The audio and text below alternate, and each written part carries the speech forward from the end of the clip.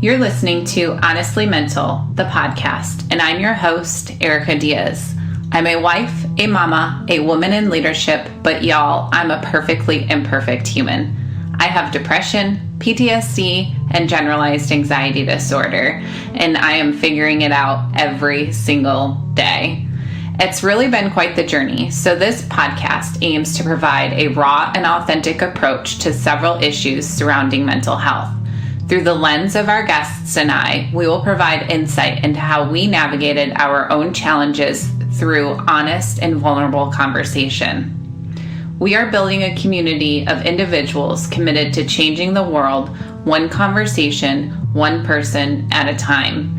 We are raising awareness by destigmatizing mental health through continuing the conversation. We are providing hope and ultimately have a goal of saving the lives of those who may be feeling dark and alone. Hello, thank you for tuning in to Honestly Mental, the podcast. On this episode, From Rage to Relief, Recognizing Atypical Depression in Men, and I'm joined by guest Collin Williams. Collin is the founder and chairman of New Era ADR, and he was previously general counsel at Reverb, the preeminent digital marketplace for buying and selling of musical instruments, gear, and equipment. The inspiration for New Era came from his first 11 years of practice, which was spent as a litigator at Greenberg Trowbridge LLP and Butler Snow LLP. Here he litigated hundreds of cases, many of which he took fully through trial or arbitration and mediation. He's also been a director for Streetwise, one of the largest homeless aid organizations in the Midwest, an associate board member of Make-A-Wish, Illinois, and a mentor with Real Industry. He holds a BA from Middlebury College and a JD from Tulane University School of Law. And I'm thrilled to have you here to talk about our topic today, From Rage to Relief. So thank you, Collin. Thank you. I appreciate you joining. Thank you so much for having me. Yeah. So, before we dive into things, I would love to hear from you. What made you want to continue the conversation about mental health on today's podcast? What brings you here? Well, I think mental health still has an incredible stigma to it. In our society, it's just something that still is viewed as maybe not an illness, which it very much is. So I think there's a lot of misconceptions about it. I think like I said, there's still stigmas to it. There's still a lot of misunderstandings about it. So for me, somebody who lives with it, I don't ever say I suffer from it. I live with it. It's really about bringing more attention to it and making people understand that if you've met me, if you've ever spent time with me, if you've ever hung out with me, you would probably have you wouldn't figure at all that I suffer or that I live with, depression. And I think that's really what I'm trying to get across is that, they say 56 million people in the United States have some sort of mental illness. I think that number is probably astronomically low. I think there are a lot of people out there who don't know that they have something wrong, or at least know that they have something wrong, but maybe don't know what it is. And I think that the only way that we're going to fix that is if people who do know that they've got something wrong and have dealt with it, start talking about it and be much more open about it. And I think that will start to open doors for people who may feel whatever it is, shame or confusion or just concern, to come out and say, well, wait a second, there's nothing strange about this. It's not a minority of people. It's an incredibly large amount of people. So, but if we don't talk about it, then that's never going to happen. So for me, I like to talk about this as much as possible. I'm ecstatic to be on this podcast because I just think if we keep this in the closet, then it's going to continue to be a larger and larger problem. And when you think about, suicide rates, attempted suicide rates, those are just going to continue to grow. I think we have a real opportunity to actually decrease them. Yeah, absolutely. And, you talked about the 56 million individuals that could be impacted, from some type of mental illness. As it relates to men specifically, the numbers are wholly underestimated for a multitude of reasons. But, it's about 1 in 10, 1 in 8, maybe, depending on which research you're looking at, that have some form of depression or anxiety. It's estimated that less than half of those individuals seek treatment. And one of the reasons it's so underrepresented is because of just the social norms of, men not talking about their feelings or their emotions, the stigma surrounding it, as you've mentioned. And so that's what we aim to do on Honestly Mental, is to highlight these stories of individuals who are on a journey of mental health and explain that, just because you have a diagnosis does not mean that you can't be a highly functioning adult or an individual. And so I appreciate you joining the podcast and talking through your story. So, Oh, sorry. No, go ahead. No, I was just going to say, I think there's a great misconception that people think, or they equate mental illness with weakness. And I think that's probably why in the male population, you have so many people who are not willing to talk about it, because they perceive themselves as weak if they think there's something wrong with them. Here's the reality. I don't view mental illness as being any different than having COVID. It just doesn't go away. And you can't treat it with, drugs or antibiotics or anything else. But you can treat it. So it's a sickness. It's an illness. It's a disease. It is what it is. It has nothing to do with being weak. You wouldn't look at somebody who has bronchitis and say you're weak. So I think we need to get to a stage where we view people with mental illness in the same way. It is what it is. It's something that somebody has. And once again, there's things you can do to treat it and fix it and help it and do whatever it may be, but it is not weakness. And I think until we get to the point where people start realizing that, they're going to continue to be reticent to talk about it. I agree with you. And it reminds me of last year when I entered a partial hospitalization program because of my own mental health challenges. And at that point, I would say that I was absolutely struggling. But I think, I know you just mentioned how you try not to say you struggle with or what have you. But at that point in my life, I was struggling with my mental health challenges.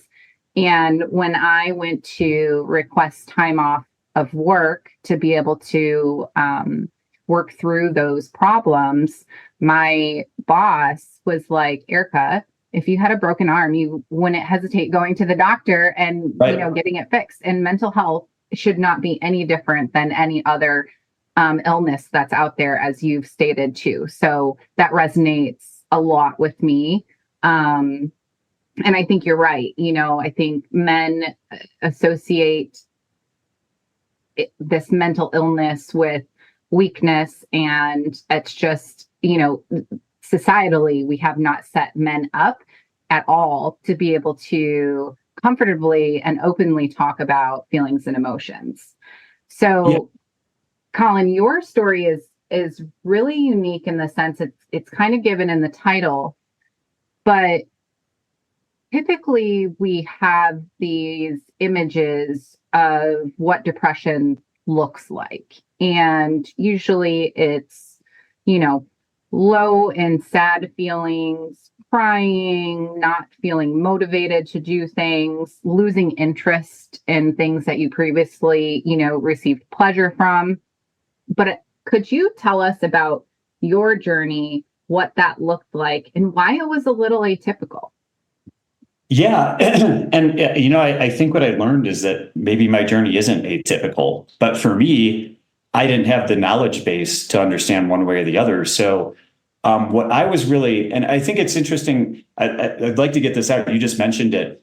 There's definitely stages of suffering through mental illness, right? But I look at it as an evolution where you say, I'm suffering from mental illness. It's impacting me. I'm really struggling. Things are not going well. To when you start to treat it, whether it's therapy, drugs, combination, whatever it may be, where you move into the stage of living with mental illness. And then I like to think there's a third stage. Once you've really gotten a handle on it, it works, and you've dialed everything in, you're actually thriving through the mental illness. So there's definitely stages here. And I think what people have to be cautious of when you're in that suffering stage is that you make a concerted effort to move into the living with stage. And then you can figure out if you can get to the thriving through. But let me tell you, I think I'm in the living with stage. And living with is fine. Suffering with is not good at all. So I will tell you, my personal journey is maybe it's atypical, I don't know, but this might be eye-opening for some folks. I was having bouts of extreme anger, like really things I couldn't control, just extraordinary anger. Never reached the point of like being physical or anything like that, but bouts that were just incredibly difficult to deal with, screaming and really struggling to understand. I had played football for a long time, so I started to wonder if I was having CTE issues, which was extraordinarily scary. But it got to the point where my wife was basically like, you need to go figure out something, right? Whatever it is, whatever you decide to do, you have to go do something. So I agreed. And I ended up talking to a friend who works at Rush University Hospital in Chicago. And I said, look, I don't even know where to start. Like, do you know any therapists? And she ended up connecting me with a doctor named Terry Hull, who usually only takes patients who are under 30 years old, but she made an exception for me.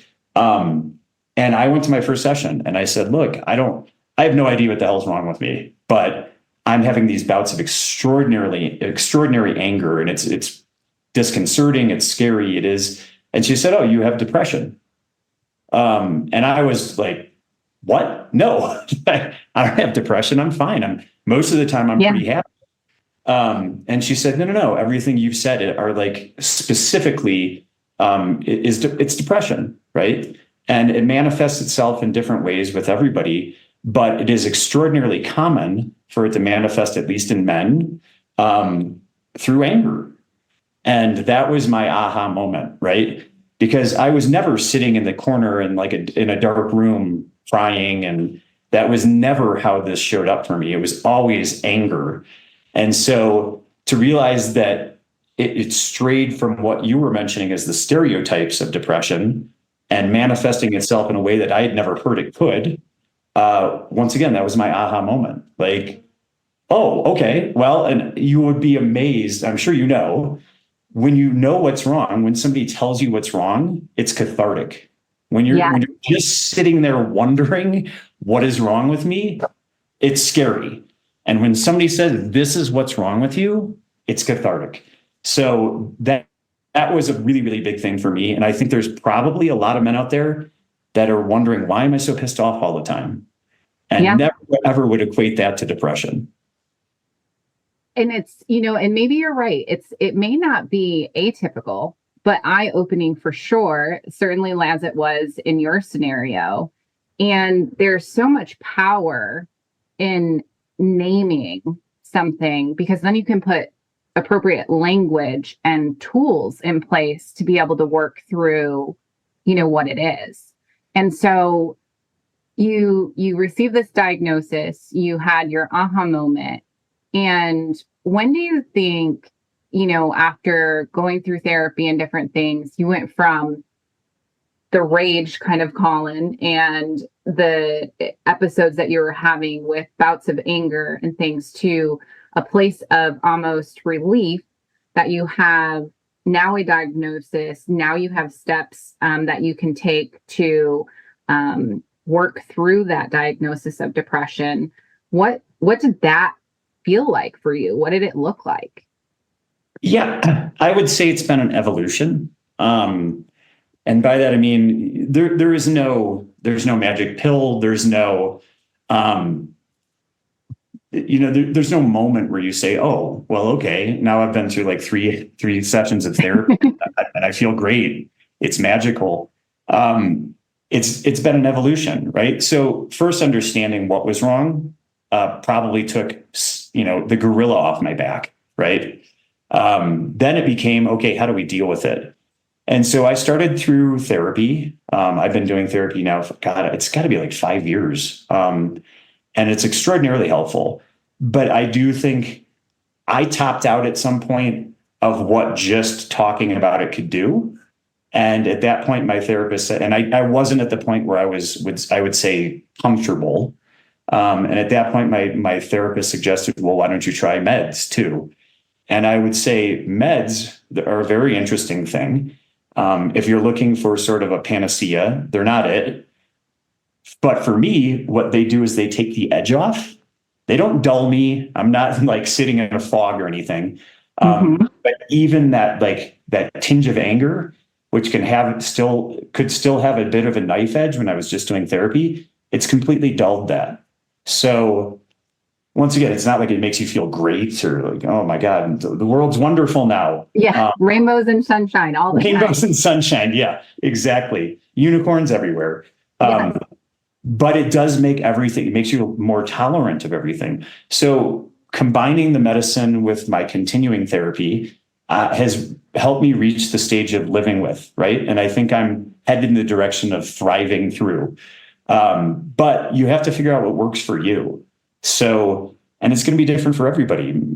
Lots of people may not need meds. I didn't think I would need them, but I've tried them and they've worked pretty well. And maybe at some point I'll be off of them.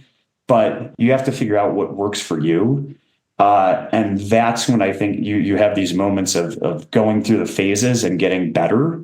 And there's a lot of relief to that. There's a lot of satisfaction to it.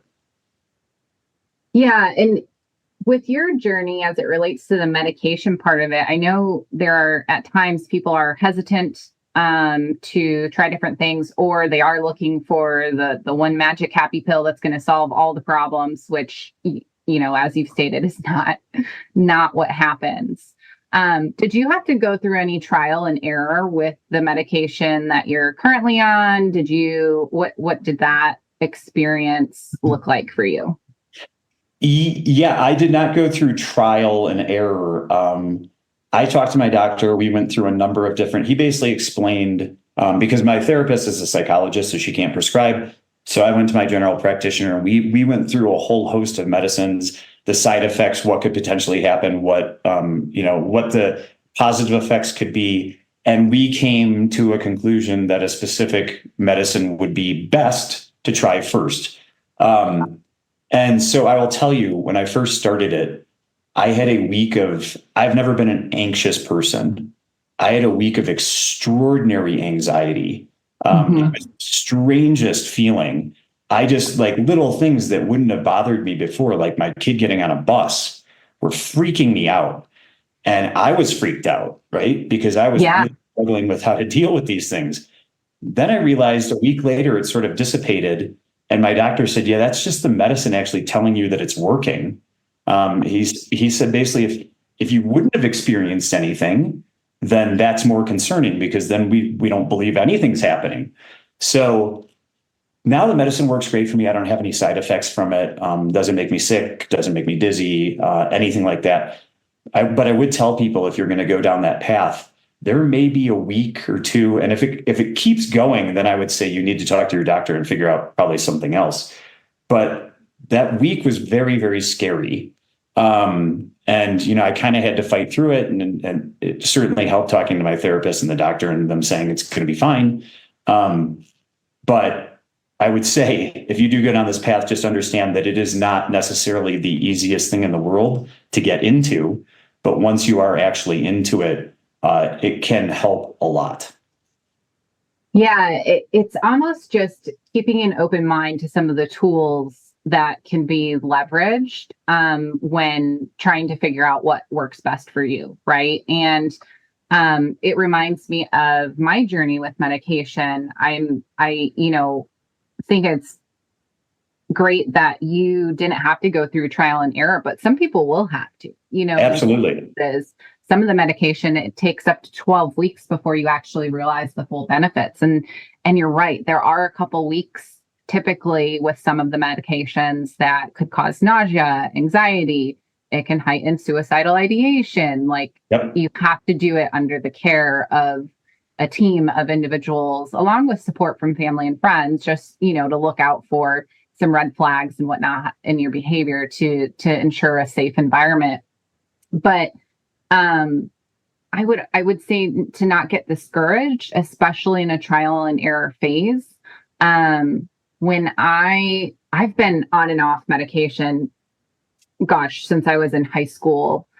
for depression. And many of the years up into being a young adult, I didn't really think the medications that I was on really worked. And so when I was going through this last episode, obviously before it reached complete mental health crisis, I had gone to the doctor and I was like, I think I'm at a stage where I need medical support from medication for my depression. So we tried to go through some of that before things accelerated to where I was struggling with suicidal thoughts. But it took probably 6 months before we found the right dosage, the right combination of medication, and those types of things that were most effective for what I was going through. And so I say that just because it's a journey, it's an evolution, as you've continued to highlight. And everybody is so individualistic and to how they're going to react to these things, that what works for one person may not work for the next. And it's hard to say, especially if you're at a heightened depressive state, but it does take patience and a lot of time and work with your care team to flesh out what does work and what doesn't work. And that's medication or other tools of, coping also. I could not agree more. And once again, I think what everybody should be careful of is, you're absolutely right. You have to find what works for you. That may be an evolution. Thankfully for me, it was not a massive one. And the truth is, I think it works well. There might be 3 or 4 other drugs out there that would be far more successful. I don't know. I don't know the answer to that. But I think the one thing that we need to constantly caution people about is, if you're expecting it, once again, to be that you're going to take these pills, and even if it's after as your body loads them and they start reacting with the dopamine or whatever it is, the receptors, if you're expecting that one day you're going to wake up on a Monday and feel like, $10 million, that's just not how it works. So you have to be patient with the process. You also have to set expectations that, once, like you said, these aren't happy pills. What they're meant to do is to take the edge off, to make you feel less anxious, to dull the symptoms. But that doesn't mean that they're going to put you in a fantastic mood. So I just think there's a lot of misconceptions about, well, if I take antidepressants, then I'm going to be happy all the time. No, that's not true. It's not true at all. But it can certainly assist you in tremendous ways in just feeling more normal. And my therapist always likes to say, you had peaks and valleys and peaks and valleys. What we're trying to do with medicine is just get you to a baseline. And then doesn't mean you're not going to still have peaks and valleys, but you're not going to sit in a valley. You're going to sit at a baseline, and you may dip on occasions and you may have really great moments too, but then you're going to come back to that baseline, and that baseline is going to be much higher than when you were sitting in the valley at a constant. Yeah, it certainly helps stabilize those highs and lows. And it does not remove them. I think whether you have mental health issues or not and are being medicated or not, everybody has the peaks and valleys of the highs and lows of life. So, it's certainly not just that magic pill that's going to correct everything. You do not wake up one day and everything is great, right? Yeah. Life is still life, and it can be challenging at times. So I love how you put that. It's to get you to a baseline to help normalize what's going on within your body and your mind. Yep. Exactly. So as you look back and reflect on your journey, do you think there were stigmas that played into you either seeking out help or maybe just not even realizing that anger could be depression? How did stigmas around men's mental health play into your journey, if it did at all? I think I just reached a point, when your wife says you need to go get help, that's a moment, right? Not a proud one. But at that point, for me, there was no question, right? It wasn't about whether or not somebody would view me as weak or like less masculine or whatever it is. It just didn't matter to me. I needed to find a solution. And then once I, went down the path of finding a solution and getting better and improving myself, I don't really care about the stigmas. And what I found is that the reality is all my friends, like even the most masculine guy, dude type of buddies I have, they don't care. At the end of the day, if they're your friends, they shouldn't care. It doesn't matter.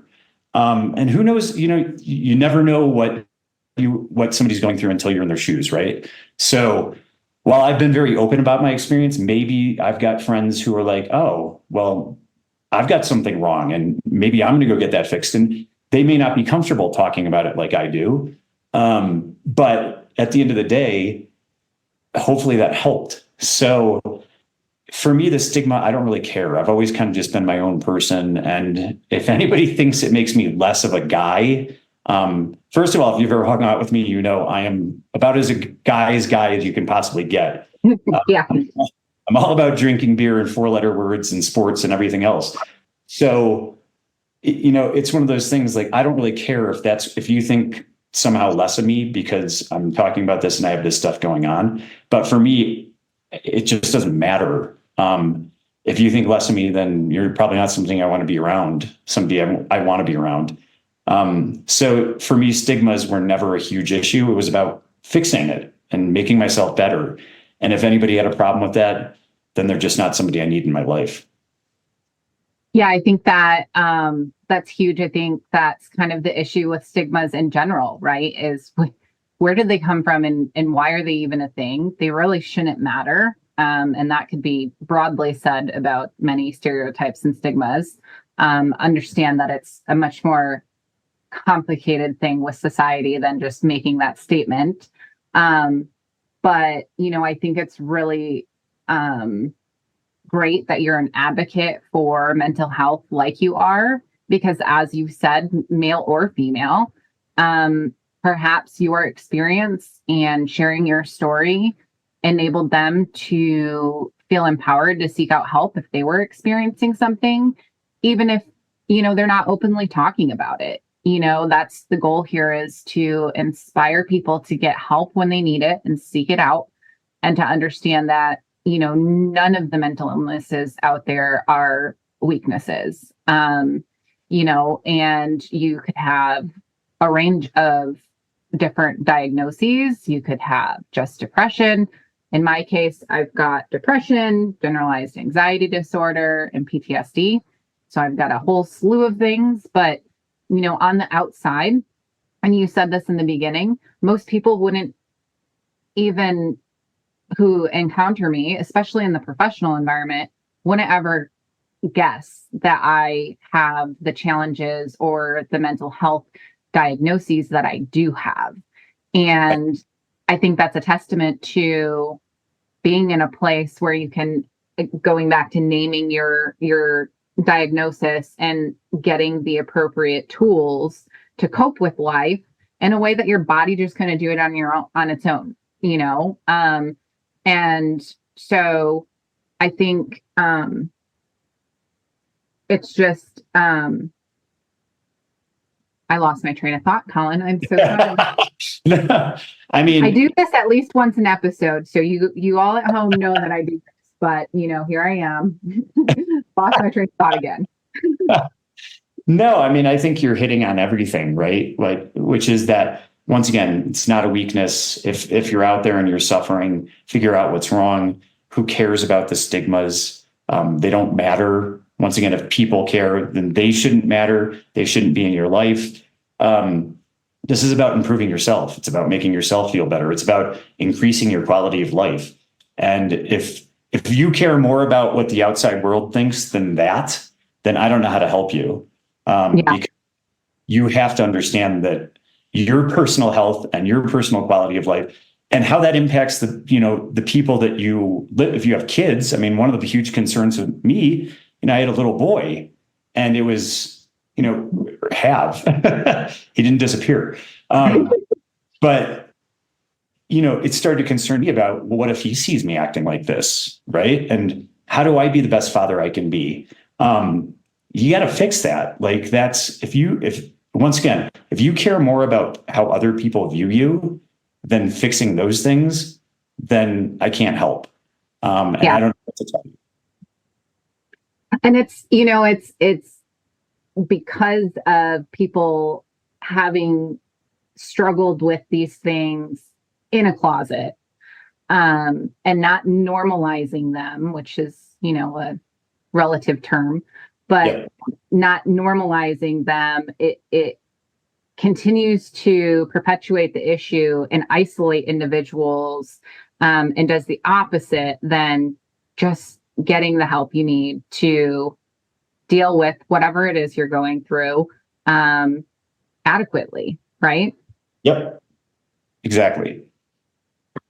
So so we talked about baseline, we talked about kind of peaks and valleys. We understand that you have opted to go a medicinal route, even if temporary, which that's another kind of disclaimer, if you will. Just because somebody recommends medication now does not mean that that is a life sentence for being on medication. Exactly. And it could just be temporary. There are times that our bodies are so out of whack and chemically imbalanced that just needs to get back to its own baseline, and it needs support in doing that medicinally. So if you are experiencing, lows, what does seeking out help look like for you now that you have your therapist, you have the medication, but I'm sure you have a support system around you as well. So talk a little bit about kind of what that looks like.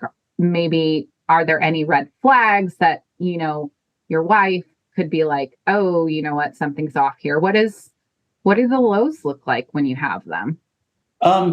Well, I would say, number one, they are far less frequent, which is the most important thing. And when they do occur, I am far more capable of dealing with them and maybe it was just a biological thing, where like you said, your body is so out of whack, you're almost not capable of dealing with it. I would say I am now at a baseline where I'm pretty capable of dealing with it, and certainly understand what's going on. And once again, since they're less frequent, I'm not dealing with it as often. I would say probably my biggest reliance, if I am having a low, is just talking it through with my therapist. I try not to impact my family. So it's not that, my wife would listen at any time, but, she's got her own concerns going on. And so what I found is that I really have the tools now to battle through a lot of these things. Like I said, they're less frequent. They're far less deep. The lows are they're not nearly as bad. So I think I'm at a point now where I can handle 90% of them. And if there was a low where I needed help, I would ask. And whether that's, my wife, my brother, my friends, I would ask. But my therapist helps a ton. She's great. And, it's funny. I think probably another misunderstanding about therapy is that, you're going to lie down on a couch and you're going to talk about your childhood and all these things that went wrong and stuff like that. And that's not how my therapy is. My therapy is like, a lot of the times we certainly talk through things that are more significant. A lot of times I'm just venting, right? Like this is pissed off about. This is why I had a terrible week last week. And her listening and being like, oh, well, here's some solutions to that. Here's why you may be feeling that way. And I think people probably have this skewed vision of what therapy is, from the movies and everything else. A lot of times when I hit a low, it's talking to my therapist and saying, I am pissed off about XYZ. And her just sitting there and listening and providing solutions. And that helps, right? So I think, once again, we can talk about stigmas all day. There is certainly a stigma attached to therapy, a massive one. There's a stigma attached to medicine, a massive one. But when you realize actually what therapy is, it can be whatever you want it to be. It's whatever makes you feel better. It doesn't have to be the stereotype of what you think therapy is. Yeah. And, let's dive into the stigmas a little bit even further, or misconception, right? I think that therapy, similarly to medication and folks wanting a happy pill just to, quick wake up and be a completely different person, therapy is the same. You Yes. get out of it what you put in. There is no magic wand that your therapist is going to wave. And oftentimes, at least in my experience, I'd be curious if this is the same for you. So they certainly help offer solutions, but a lot of it is actually, it's guiding you to those solutions, right? And they're not giving you answers. I know sometimes I've gotten frustrated because you don't get like an answer you want to hear or a response that you were expecting. And so it's like, dang it, I've got to work for this. But damn it, you've got to work for it. It doesn't just happen. And your therapist is not going to be the silver bullet to get you through everything either. Like, you have to use the tools that they're teaching you, keep them in your, toolkit, and utilize them as scenarios happen to where you can leverage all of the knowledge and the expertise that you're getting. So, I think it's one of those things that it's just not, similarly, with medication, it's not going to change overnight. These are things that take time. And I love your depiction of the couch and laying on a couch in the therapist's office, because yes, the movies have done absolutely no justice for what therapy is actually like. Yeah. It blows my mind. Now, my therapist does have a couch. I don't lay on it. I would feel uncomfortable doing so. But it's another person in your support system that and allows you an opportunity to vent, like you said, and help you arrive at understanding of why you were feeling a certain way. I think it's really great in building sustainability for you to be able to manage these things on your own, and you go from that living with phase to thriving through phase, right? Yep. Yeah. I mean, I think that was you hit on something which I think is tremendously applicable to all of this. If you go into therapy too, waiting for your therapist to say, well, if you just spend 15 minutes a day meditating, you're going to feel like $1 million, then you're sadly mistaken about what you're going to get out of therapy too. It's nothing's a panacea. Nothing. There's no immediate solution to any of this. Like I said, it's an evolution. It's you increasing your baseline. It's improving your quality of life. That, like you said, that takes work. It takes trial and error to figure out what's right. It takes a combination of things. It may require changing your support system, the people you spend time around. It could be anything. But if you're just looking for that one thing that's going to correct everything, that's not how this works. So that's not to be like depressing or cynical or anything like that. It's just setting expectations, and that you can improve exponentially if you have the right expectations. If you go in and think, well, where's my solution? And then walk out and think that it's all a failure, that's a big issue. So setting expectations is a huge part of this. Yeah, and I would agree. And I think if you are newly diagnosed, hopefully your medical professionals are, shining a light on that, so that you don't set yourself up for failure with having unrealistic expectations. Yep. But again, that's why we're talking about this openly, so that individuals who might be experiencing struggles of their own realize what the journey looks like. I think that's important, because while you're in the living with phase, approaching thriving with, I'm probably closer to, I would say, living with, maybe closer to struggling with. But it, I think is just that, a journey. It takes work. It's hard as hell.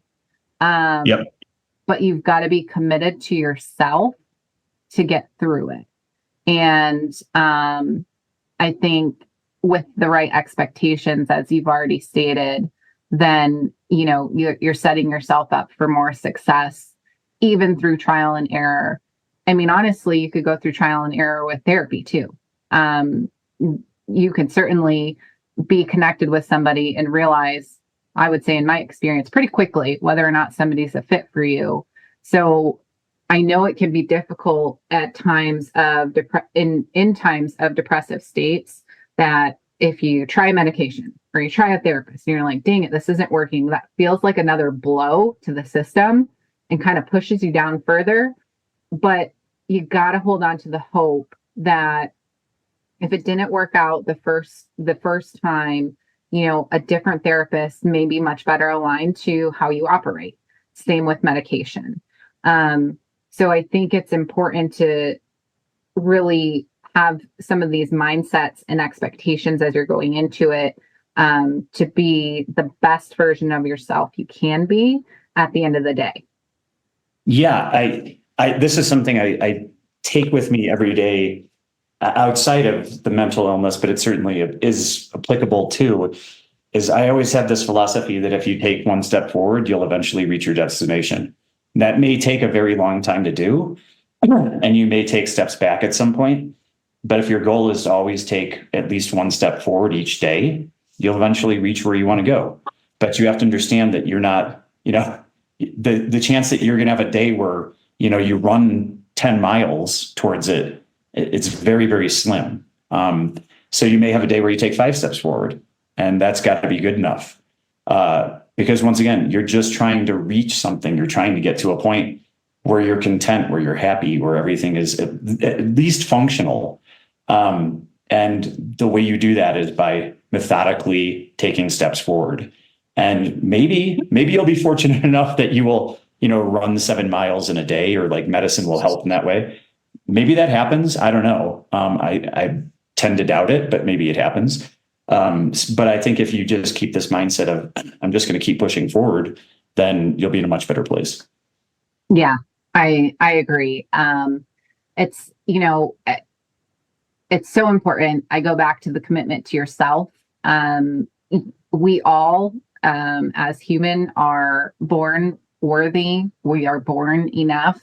And sometimes it takes a bit of nurturing and caressing kind of mental illnesses and life happening to remember that. Yep. And it's hard to find in times of darkness, but it's still there. And we are all worthy of living a fulfilling life. Agreed. So, Collin, as we look to wrap up here, do you have any last words of advice or thoughts for our listeners to be mindful of? What I would say is, trust your gut. If something feels wrong, if you can't figure out what's wrong, if you're having symptoms of something, if you're confused about what's going on in your life, trust your gut, right? There very well could be something wrong. Don't just think, oh, I don't know, like this will go away. So that's kind of how I lived my life until, I got kicked into the teeth to the point where I had to go do something about it. I just figured, this is just how I'm going to live. And so for me, there was that sort of cathartic moment that pushed me towards getting a resolution. And nobody should have to go down that path, right? You shouldn't have to hit the wall before you figure out that you should go do something to help yourself. So once again, trust your gut. If something feels off, if you've had whatever symptom it may be, for an extended period of time where you're just not content or happy, you're not living the life you want to, go talk to somebody, go figure it out. Worse, if you're having like suicidal ideations, if you're thinking about that stuff, go talk to somebody. There's always somebody who's willing to help. But trust your gut, right? It's there for a reason. It's telling you something's wrong. And if you do that, then you will find yourself in a spot that I think is far, far better. But I do believe that there's a lot of people who just say, this is just my lot in life and there's nothing I can do about it. And that's when I think you're really going to run into a problem. Yeah, absolutely. And we've talked about suicide, a little bit. And I think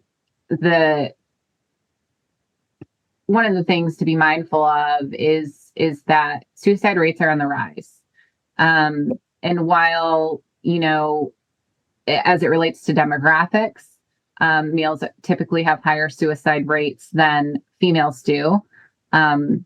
Interestingly enough, women have more attempts, whereas men are successful is not the right term at all, but are, go through with their suicidal thoughts. Right. And so talking about this and taking the conversation out of the closet, putting it out in the open will hopefully start to have an impact on those statistics. I mean, suicide is the 7th leading cause of death among males. That is actually an older stat, so it's probably could be higher now. Yeah. And I think it's important to seek help immediately in those scenarios. And if you don't know where to start, Collin, as you were speaking, I thought of this when you said, go seek out help, ask for help. You can always start with your general practitioner. Yep. If you have a doctor, that is a perfect place to start. You don't have to search the web and figure out what therapist you need to go through and look through all the reviews, because that's overwhelming. I would always, direct folks to have that initial conversation with their general practitioner, because oftentimes they can help you, as they did in your scenario with the medicinal side of things. They can refer you to recommended therapists, and then they have, general oversight of your health. And they have a full picture of what is going on with your body too. So yeah, you just nailed it on the head, right? But there's so many resources, and I can't sit here and name them all today. But yes, the easiest way is just go to your doctor. And I've actually noticed now, anytime I go to my general practitioner, or you go to the emergency room, they ask you 3 questions. And I don't know if it's why or how it's mandated, but now it is. It's basically 3 questions about depression. Yeah. I don't know exactly what they are, but every time I go now, it's asked of me, and it's not because I have it. It's asked of everybody. And so yeah. I think that's great, and it's helping to normalize things. And once again, you can go to the ER too, right? Like if you don't have a general practitioner, which I haven't consistently had one until I got out to Colorado, you can go in the ER and say, here's what I've been experiencing, and they'll give you the resources to help you. But the one thing you can't do is just stay silent. Yeah, agreed. So I will give you a couple resources just to have in your back pocket as you're listening. So the National Suicide Prevention Lifeline, you can call or text 988 24 hours a day, 7 days a week, or you could use their new Lifeline chat. It's important to note that those services are free and they're confidential. In some cases, unless you really want to, you can call in anonymously. Some people are unaware of that, but that's a resource that is available. The National Alliance on Mental Illness is 1-800-950-NAMI or 6264 as another resource to have in your back pocket. Collin, thank you so much for joining the podcast today. I commend you for your openness about your own journey, as well as the advocacy you have for mental health in general. I really appreciate your time today. Thank you so much. Thank you for having me. Yes, and you know what to do. Like and rate this episode. Please share. That's how we get the message out and continue to save more lives. Thank you.